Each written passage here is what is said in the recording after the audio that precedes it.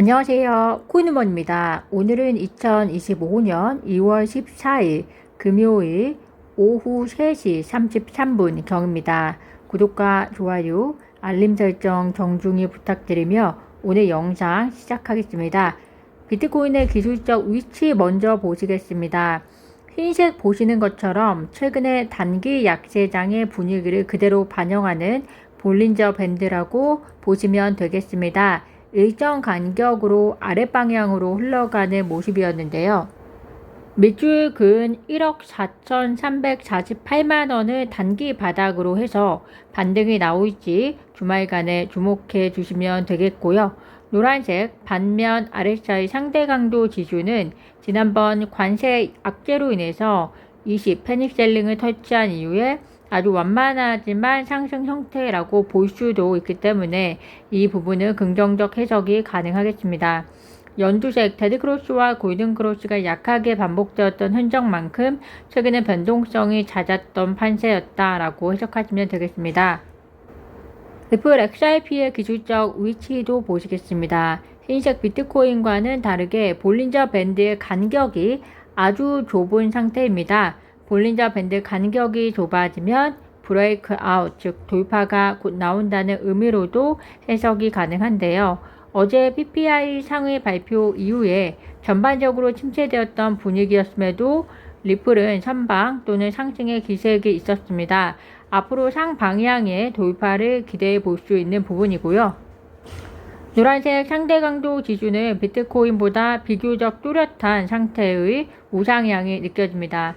연두색 골든크로스가 나온 이후에 몇 번의 데드크로스 위기는 있었지만 잘 극복하면서 계속 상승하는 모습을 보이고 있는데 리플 XRP 역시 주말간에 추가 상승이 이어진다면 지난 단기 약세장에서 벗어나는 신호탄으로도 해석이 될 여지가 있다는 의견을 조심스럽게 드려보고요.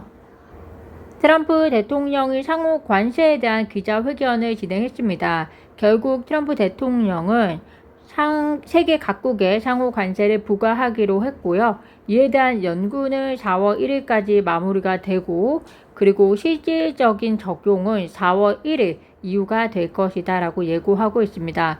국가별로 연구 진행을 통해서 관세를 부과할 예정이기 때문에 국가별로 협상이 진행이 될 것으로 보이고요. 따라서 4월까지는 시끄러운 대외 환경이 펼쳐질 것으로 보입니다. 이런 상호 관세 대상국이 우리나라도 예외가 아닐 것으로 전망되는 상황이고요.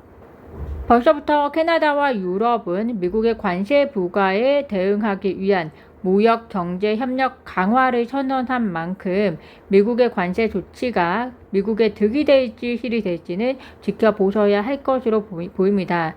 그러한 판단에 지금은 불확실성이 전제되어 있지만 트럼프가 또 눈치를 볼 수밖에 없는 것이 바로 투자 시장일 텐데요. 대선 전에 암호화폐에 대한 미국의 리더십을 호장담했던 그이기 때문에 투자 시장에서 일어나는 일을 그냥 무심히 넘어갈 수 없을 겁니다. 무역 문제는 제쳐놓고서라도 투자자의 심리를 회복시키기 위한 트럼프의 액션도 동시에 이루어질 것이다 라고 생각이 드는데요. 우선은 트럼프 행정부가 암호화폐 업계 리더와의 협업을 통한 전문가 서밋을 개최하는 방안을 고려하고 있다라는 소식은 관세 이슈와 별개로 암호화폐 시장에 힘을 실어주기 위한 행보로 보입니다. 이와 동시에 트럼프가 직접적으로 나서는 것보다 규제기관이나 의회의 힘을 빌리지 않을까 생각을 해보는데요. 우선 규제기관이 취할 수 있는 조치로서는 현재 SEC와의 소송에 있어서 투자 심리 회복을 기대할 만한 조치를 취하거나 현물 ETF 심사에 대한 적극적인 접근을 고려해 볼 수 있을 것 같습니다.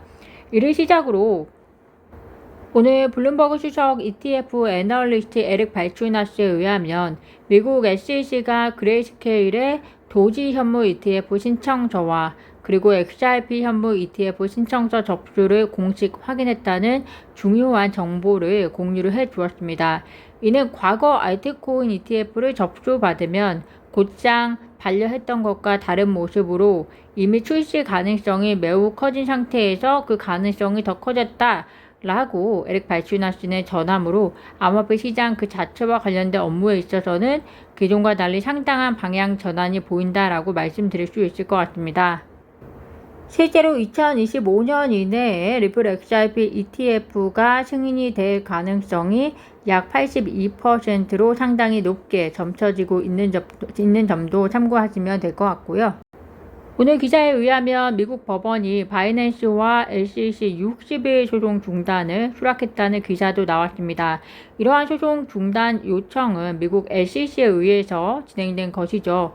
이러한 미국 SEC의 소송 중단 요청이 현재 계류 중인 미국 SEC와 업계와의 소송에도 영향을 줄 것이다 라고 예상을 해볼 수 있는데요. 이 과정에서 미국 투자 전문지 배런스가 미국 SEC가 코인베이스와의 소송을 포기하거나 합의를 할 가능성이 커졌다라고 발언을 한 것도 이에 영향을 받은 일 중에 하나일 겁니다. 그는 SEC와 소송 중인 코인베이스가 지난달 23일 암호화폐 거래는 투자 간의 계약이 아니라며 중간 항소를 제기했는데 SEC가 현재 14일까지 이에 대한 응답을 해야 되는 상황입니다. 그런데 현재 SEC 위원장 대행의 업무 시작 이후에 미국 SEC가 암호화폐 업계에 대한 태세가 친암호화폐 방향으로 전환이 되었기 때문에 이에 대한 응답을 포기하거나 폴 애킨스의 취임 이후에 합의를 진행할 것으로 분석하는 것으로 해석이 되고요.